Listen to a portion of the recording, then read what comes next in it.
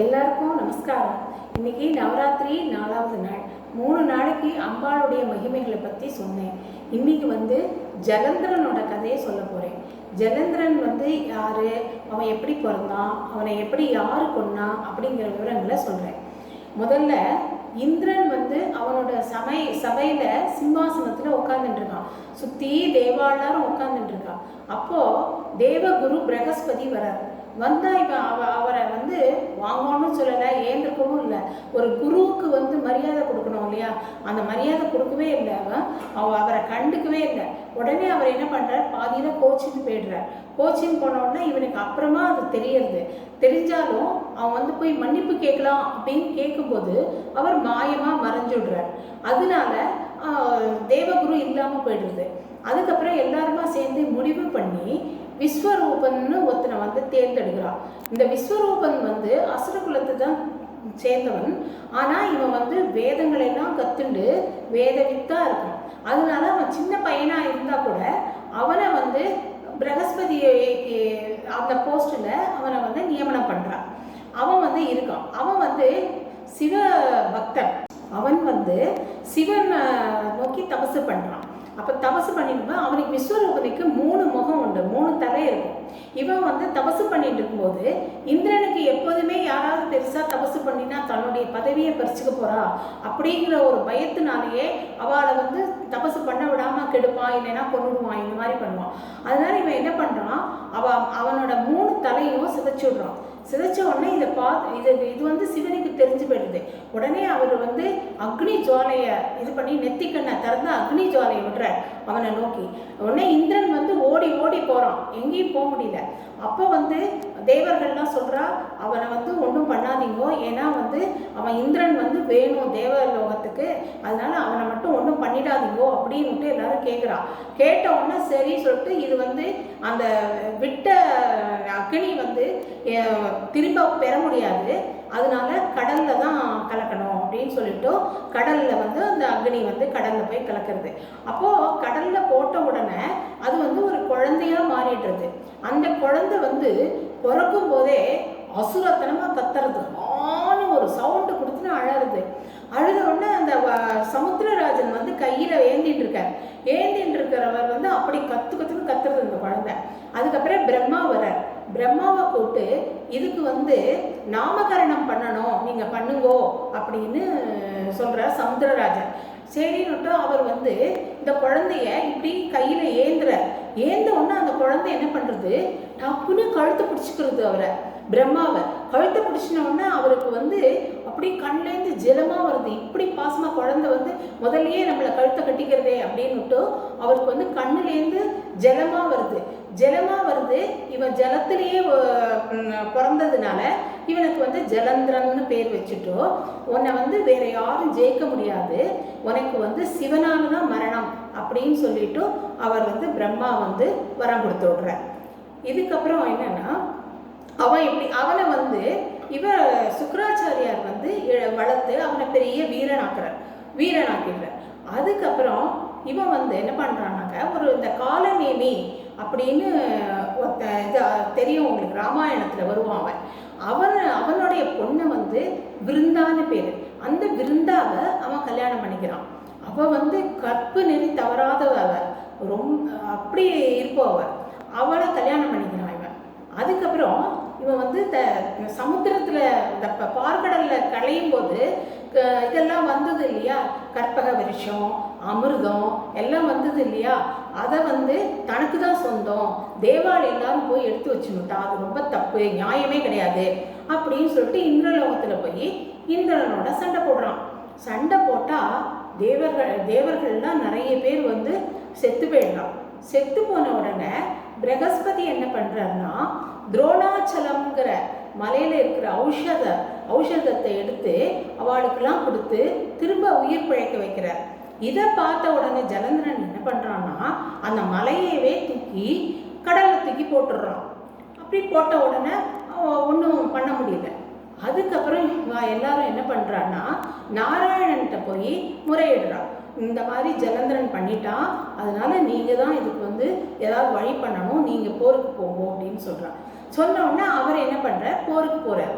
போருக்கு போனோடனே மகாலட்சுமி வந்து சொல்கிறா, ஜலந்திரன் வந்து அந்த சமுத்திரத்திலேயே பிறந்ததுனால எனக்கு வந்து தம்பி அவன், அதனால அவனை வந்து நீங்கள் உயிருக்கு எந்த இதுவும் பண்ணாதீங்க, உயிருக்கு சேதம் ஏற்படாமல் நீங்கள் பண்ணணும் அப்படின்னு சொல்லிட்டு அவருக்கு சொல்லிடுறா. போருக்கு போகும்போதே அவர் வந்து போர் புரியும் போது அவரால் ஜெயிக்கவே முடியல அவனை. ஜலந்திரன் அவ்வளோ பலசாலி, அவன் வந்து அவனை ஜெயிக்கிறது ரொம்ப கஷ்டம். அதனால இவர் என்ன பண்ணுற, அவனுடைய ஜெயிக்கிறான் இல்லையா, அவனுடைய போர் வீரத்தை நினச்சி மகிழ்ச்சி அடைந்து, அப்பா உனக்கு ஏதாவது வரம் வேணும்னா கேளு, நான் தரேன் அப்படின்னு சொல்கிறேன். சொன்ன உடனே அவன் வந்து தெரியும், மகாவிஷ்ணுவோட வஞ்சகத்தனம்லாம் தெரியும் அவனுக்கு. அதனால அவன் சொல்கிறான், எனக்கு என்ன வரம் வேணும் தெரியுமா, நீங்கள் வந்து பார்க்கடலில் போய் சயனத்தில் எப்பொழுதும் இருங்கோ, அதுவே போகிறோம் எனக்கு அப்படின்றான். சரின்னுட்டு அவர் அவனுடைய பேச்சுக்கு கட்டுப்பட்டு அவர் சயனத்தில் போய் பார்க்கடலில் போய் சயனத்தில் படுத்துன்றார். அதுக்கப்புறம் எல்லாரும் தேவர்கள் எல்லாம் என்ன பண்ணுறா, நாரதரை அனுப்பிச்சு கைலாசத்துக்கு போய் இவர் சிவன்கிட்ட சொல்லி, சிவன் ஒத்தரால் தான் முடியும் அப்படின்னு சொல்கிறா. சொன்ன உடனே கைலாசநாதரை போய் பார்க்குறார் இவர் நாரதர். பார்த்த உடனே அவர் சொல்கிற, உனக்கு தெரியாத வித்தையா, நீ வந்து என்ன வந்து அவனுக்கு வந்து கோபம் வரா மாதிரி, என்கிட்ட அவனுக்கு கோபம் வரா மாதிரி நீ பண்ணு, உனக்கு தெரியாத வித்தை ஒன்றும் கிடையாது, அதுக்கப்புறம் பார்க்கலாம், நீ நினச்சது நடக்கும் அப்படின்னு சொல்கிற. நாரதர் வந்து கைலாசத்துலேருந்து வந்துட்டு ஜலந்திரனோட அரண்மனைக்கு போனார். ஜலந்திரனோட அரண்மனைக்கு போன உடனே இவர் வராதவர் வந்திருக்காருன்னு ரொம்ப உபசரிப்பு எல்லாம் அவருக்கு கொடுக்க வேண்டியது எல்லாம் கொடுக்குறான், சாப்பிட்றதுக்கு இது எல்லாம் கொடுத்து ரொம்ப அவரை வந்து தடபுடல உபசரிக்கிறான். உபசரித்த உடனே இவர் வந்து வந்த காரியத்தை முடிச்சு விட்றாரு. எப்படின்னாக்க, ஜலந்திரா நீ வந்து உன்னோட எல்லாரும் சொன்னா ரொம்ப பெருமைப்பட்டுண்டா உன்னை பற்றி, உன்னோட அரண்மனை எல்லாத்தையும் பற்றி. ஆனால் இங்கே வந்து பார்த்தா தான் தெரியுது ஏதோ குறை இருக்குது இந்த இதில், என்னன்னு தெரியல, நான் சொல்கிறேன் அந்த குறைய அப்படின்னு சொல்லிட்டு, என்ன இருந்து என்ன பிரயோஜனம், கைலாசத்தில் இருக்கிற பார்வதி ரத்தினத்தை இங்கே கொண்டு வந்தால் தான் அது சரிப்படும் அப்படின்னு சொல்கிறார். அந்த பாயிண்ட்டை எடுத்து கொடுத்தோடனே இவனுக்கு வந்து உதய மாறுது. பார்வதியா, சரி சொல்லிட்டு அப்படி சொல்லிட்டு அவர் போய்டுறார். நாரதர் சொல்லி கொடுத்துட்டு அவர் போய்டுறார். இவனுக்கு வந்து அந்த பார்வதி மேலே ஒரு தாபம் வருது. வந்தோடனே இவன் வந்து ஆள் அனுப்பிச்சு இந்த மாதிரி கைலாசத்துக்கு போய் பார்வதி அழைச்சிட்டு வந்துடும், அவர் விடலைன்னாக்க துவம்சம் பண்ணிடுவேன், கைலாச மலையவே சுக்கு சுக்கா உடச்சிடுவேன்னு சொல்லு அப்படின்னு சொல்லி ஒருத்தனை அனுப்புகிறான். அவன் போய் சொன்ன உடனே அவன் வந்து இதுதான் சாக்குன்னு சொல்லிட்டு அவர் கைலாசநாதன் வந்து போர் புரியறதுக்கு ரெடி ஆகிடுறார். ரெடி ஆன உடனே இவன் என்ன பண்ணுறான், கைலாசநாதரை வந்து மயக்கிறதுக்கு ஒரு மோகினியும், அவரை வந்து பார்வதியை வந்து சிவன் தான் அப்படிங்கிற மாதிரி இவன் சிவனோட வேஷம் போட்டுட்டு போகிறான். போன உடனே அவளுக்கு தெரிஞ்சு போச்சு இவன் சிவன் இல்லை அப்படின்னு தெரிஞ்சு போன உடனே அவன் மறைஞ்சு போய்டுறான். அதே மாதிரி சிவனுக்கும் இவன் மோகினி வந்து இவன் நம்மளை மயக்க வைக்கிறான் அப்படின்னு சொல்லிட்டு அவரும் மயங்கவே இல்லை. அதுக்கப்புறம் போர் நடக்கிறது, 2 பேருக்கும் போர் நடந்த உடனே இவர் சிவகணங்களோட வந்து போர் நடத்துகிறார். அவன் நிறைய அச்சோக்னி சேனைகளை வச்சுன்னு நடத்துகிறான். அப்போ வந்து என்ன ஆகுதுனாக்க, நிறைய இந்த இவாள்லாம் இருக்கா இல்லையா, அசுராள்லாம் செத்து போயிடுறான். எல்லாரும் அசுராள்லாம் நிறைய பேர் செத்து போன உடனே இவர் சுக்ராச்சாரியர் என்ன பண்ணுறார், சஞ்சீவினி மந்திரத்தை சொல்லி எல்லாரையும் திரும்ப பழைக்க வச்சுடுறார். இப்படி எல்லாருமே பழைச்சுட்டே இருந்தாக்க யுத்தத்தில் அசுரால் சாகவே முடியாது இல்லையா. அதனால சிவன் என்ன பண்ணுறார், சுக்ராச்சாரியரை முழுங்கிப்படுறார். அப்படியே முழுங்கிட்டு அவர் வந்து முழுங்கிட்டு அப்புறம் யுத்தம் நடக்கிறது. யுத்தம் நடந்துகிட்டே இருக்கு. ஜலந்திரன் வந்து அவ்வளவு பலசாலி, அவனை வந்து வெல்லவே முடியல. இதுக்கு என்ன காரணம் அப்படின்னாக்க, அவள் விருந்தையோட கற்பு தான் அதுக்கு காரணம்.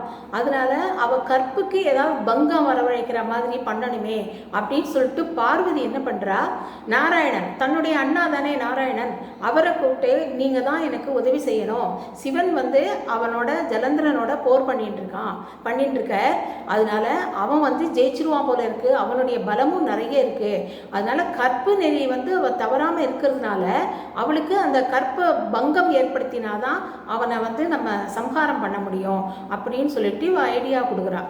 ஐடியா கொடுத்த உடனே இவர் நாராயணன் வந்து சரி அப்படின்னு சொல்லிட்டு இவர் என்ன பண்ணுறார், மாயா சக்தினால அவளுக்கு நைட்டு தூங்கும்போது சொப்பனம் துர்சொப்பனம் வரா மாதிரி பண்ணுறார். அவளுக்கு வந்து கெட்ட சொப்பனமெல்லாம் வந்த உடனே அவளுக்கு வந்து ஒரே பயம் வந்துடுத்து. இவர் வேற ஹஸ்பண்ட் வேற புரிஞ்சிட்டு இருக்காரே, அதனால நமக்கு வந்து ஏதாவது வந்துருமோ, கெட்டது வந்துருமோ அப்படின்னு சொல்லிட்டு பயப்படுறா. ரொம்ப பயந்துண்டு யாராவது ஒரு பெரியவர்கிட்ட போய், பெரியவர் எல்லாம் தெரிஞ்ச ஒரு பெரியவர்கிட்ட போய் நம்ம இதோடைய அர்த்தத்தை கேட்கணும் அப்படின்னு சொல்லிட்டு அவள் வீட்டை விட்டு வெளியில் வரா. வெளியில் வந்த உடனே இந்த நாராயணரே என்ன பண்ணுற, ஒரு முனிவர் ரூபத்தில் வந்து ஒரு மரத்தடியில் உட்காந்துட்டார். உட்காந்துனோடனே இவ வந்து அந்த முனிவரை போய் பார்த்து இந்த மாதிரி சொல்கிறா, எனக்கு இந்த கனவெல்லாம் வந்தது, இதோடைய இது தாத்பரியம் என்னன்னு நீங்கள் தான் சொல்லணும் அப்படின்னு சொல்கிறான். அப்படி சொல்லிகிட்டே இருக்கும்போதே 2 அசுராள் வந்து அவளை தூக்கின்னு போகிற மாதிரி வருவாங்க. வந்த உடனே அவள் வந்து காப்பாற்றுங்கோ நீங்கள் தான் காப்பாற்றணும்னு சொல்கிறான். சொன்ன உடனே அவள் வந்து கையை பிடிச்சி இழுக்க வரான். உடனே வந்து நீங்கள் தான் காப்பாற்றணும் அப்படின்னு சொன்ன உடனே முனிவர் என்ன பண்ணுறாருவ, இப்படி ஒரு பூங்காரம் பண்ணின உடனே அவங்க 2 பேரும் சாம்பலாயிட்டான். சாம்பலான உடனே இவர் மேலே இவளுக்கு ரொம்ப நம்பிக்கை வந்துடுத்து. நம்பிக்கை வந்த உடனே என்ன பண்ணுறா, என்னுடைய பர்த்தா வந்து சிவனோட சண்டை போட்டுருக்க, அதனால அந்த யுத்தத்தில் இப்போ என்ன நடக்கிறது, என்னுடைய கணவர் வந்து யுத்தத்தில் ஜெயம் புரிவாரா, எனக்கு கொஞ்சம் சொல்லுங்கோ அப்படின்னு சொல்கிறார். சொன்ன உடனே இருமா நான் காமிக்கிறேன் அப்படின்னு சொல்கிறார். சொன்ன உடனே 2 குரங்கு வந்து அவன் அந்த ஜலந்தரனுடைய பாடியை, அதாவது வெட்டின உடம்பை கொண்டு வந்து காமிக்கிறது. தலை தனியாக உடம்பு தனியாக இருக்குது. பார்த்த உடனே அவளுக்கு ரொம்ப துக்கம் தாங்கவே முடியல. அந்த முனிவரை பார்த்து ஐயோ என் கணவர் செத்து போயிட்டாரா அப்படின்னு சொல்லிட்டு அவள் வந்து பதச்சிட்டு எனக்கு இவரை வந்து திரும்ப என்னை மீட்டு கொடுக்கணும், உயிரை மீட்டு கொடுங்கோ அப்படின்னு கேட்குறான் விஷ்ணுகிட்ட. அதாவது விஷ்ணுன்னு அவளுக்கு தெரியாது, முனிவர்கிட்ட கேட்குறான். கேட்ட உடனே அவர் என்ன பண்ணுற, இதான் சாக்குன்னு சொல்லிட்டு அந்த ஜலந்திரனுடைய உடம்புல இவர் பூந்துண்டு அவளோட இதில் இருக்க அவள் 2 பேரும் சேர்ந்துட்டா. சேர்ந்த உடனே என்ன ஆகுதுன்னாக்க அவளுக்கு வந்து தெரிஞ்சு போய்டுறது இவர் வந்து மகாவிஷ்ணு தான் அப்படின்னு சொல்லிட்டா. அவள் வந்து மகாவிஷ்ணுவோட பக்தை தான். இருந்தாலும் இத்தனை நாளும் நம்ம வந்து கற்பு நெறி தவறாமல் இருந்தோம். இன்னொருத்தருடைய இது பற்றுத்தோ நம்ம மேலே, இன்னொருத்தருடைய உடம்பு நம்ம மேலே பற்றுத்தோ, அதனால அந்த பதிவிரதா தன்மை போயிடுத்து அப்படின்னு சொல்லிட்டு இவ ரொம்ப பதைக்கிறாள். பதைச்சிட்டு தெரிஞ்ச உடனே விஷ்ணுதான்னு தெரிஞ்ச உடனே அவருக்கு ஒரு சாபம் கொடுத்துடுறா. நீங்கள் வந்து மனுஷனாக பிறந்து உங்கள் மனைவியை ஒரு ராட்சசன் எடுத்துட்டு போய் குரங்குகளுடைய உதவியில் தான் நீங்கள் வந்து திரும்ப மீட்டணும் அப்படின்னு சொல்லி ஒரு சாபத்தை கொடுத்துட்றா. சாபத்தை கொடுத்துட்டோ தன்னோட கற்பு பறிவெடுத்து அப்படின்னு சொல்லிட்டு இவன் என்ன பண்ணுறா, தானே நெருப்பு வச்சுட்டு செத்து போயிடுறா. செத்து போய் சாம்பல் ஆயிடுறது. அந்த சாம்பலை விஷ்ணு வந்து எடுத்துட்டு விருந்தே விருந்தே விருந்தேன்னு ஒரு பித்து பிடிச்ச மாதிரி ஆயிடுறார் அவர். ஏன்னா இவரால் தானே அவள் செத்து போனா, அதனால பித்து பிடிச்ச மாதிரி ஆனவுடனே பார்வதி வந்துட்டு அந்த சாம்பலை வந்து துளசியாக மாற்றிடுறா. துளசியாக மாற்றி துளசியை மாலையாக கட்டி அவர் கழுத்தில் போட்ட உடனே அவருக்கு வந்து அந்த சுயநல, அதாவது அந்த இதுலேருந்து வந்துடுறார், அந்த துக்கத்துலேருந்து மீண்டு வந்துடுறார். இப்படி இருக்கும்போது அங்கே வந்து சிவனுக்கு வந்து ஞான திருஷ்டினால விருந்தா வந்து செத்து போயிட்டா, கற்பு நெறி தவறிட்டா, அதனால இவனுக்கு அந்த பலம் வந்து இவனுக்கு கிடையாது இனிமே அப்படிங்கிற ஒரு தைரியத்தில் உனக்கு ஒரு பெரிய பலசாலியாக இருந்தாக்க நீ வந்து இந்த வட்டத்தை தன்னோட கட்ட வரலால் மண்ணில் ஒரு வட்டம் போடுறார். வட்டம் போட்டு இந்த சக்கரத்தை நீ எடு, உனக்கு ரொம்ப பலசாலின்னு நினச்சிட்டு இருக்கே இல்லையா, உன் பலசாலியை காமி பார்க்கலாம் அப்படின்னு சொல்லிட்டு அவர் வந்து ஒரு வட்டம் போடுறார். காலால் கட்டவர்களால் வட்டம் போடுறார். போட்ட உடனே இதை எடுன்னு நம்ம வந்து அவனால் அதை தொட்டு எடுக்கவே முடியல. உடனே இவர் என்ன பண்ணுறார், தானே எடுத்து அந்த சக்கரத்தாலேயே அவனை வந்து சம்ஹாரம் பண்ணிடுறார். சம்ஹாரம் பண்ணி அவன் வந்து செத்து போயிடுறான். அதுக்கப்புறம் இதில் என்ன இதுனாக்க பியூட்டி என்னன்னா, அவன் வந்து இவரோட நெற்றிக்கண்ணிலேருந்து வந்ததுனால சிவனை மாதிரியே இருப்பான் அவன் உருவத்தில். அதனாலேயே அவன் வந்து சிவன் தான் தான் சிவன், சிவனை அழிச்சிட்டு தான் சிவன் ஆகணுங்கிற ஒரு இது வேற, மமதை வேற இருந்தது அவனுக்கு. கடைசியில் அவன் செத்து போயிட்டான். அதுக்கப்புறம் தேவர்கள் எல்லாரும் புஷ்ப மாதிரி பொழுது சிவனை போற்றினா, பார்வதியை போற்றினா, மகாவிஷ்ணுவை போற்றினா, எல்லாரும் போற்றினா. இன்னைக்கு ஜலந்திரனோட கதையை பார்த்துட்டோம். நாளைக்கு ஆத்மலிங்கத்தை சிவபெருமான்கிட்டேருந்து ராவணன் வாங்கிட்டு அதை லங்கைக்கு எடுத்து செல்ல போகிற சமயத்தில் விநாயக பெருமான் எப்படி அதை தடுத்து நிறுத்தினார் அப்படிங்கிறத பார்க்கலாமா நாளைக்கு? இதோட என்னுடைய கதையை முடிச்சுக்கிறேன். வணக்கம், நன்றி.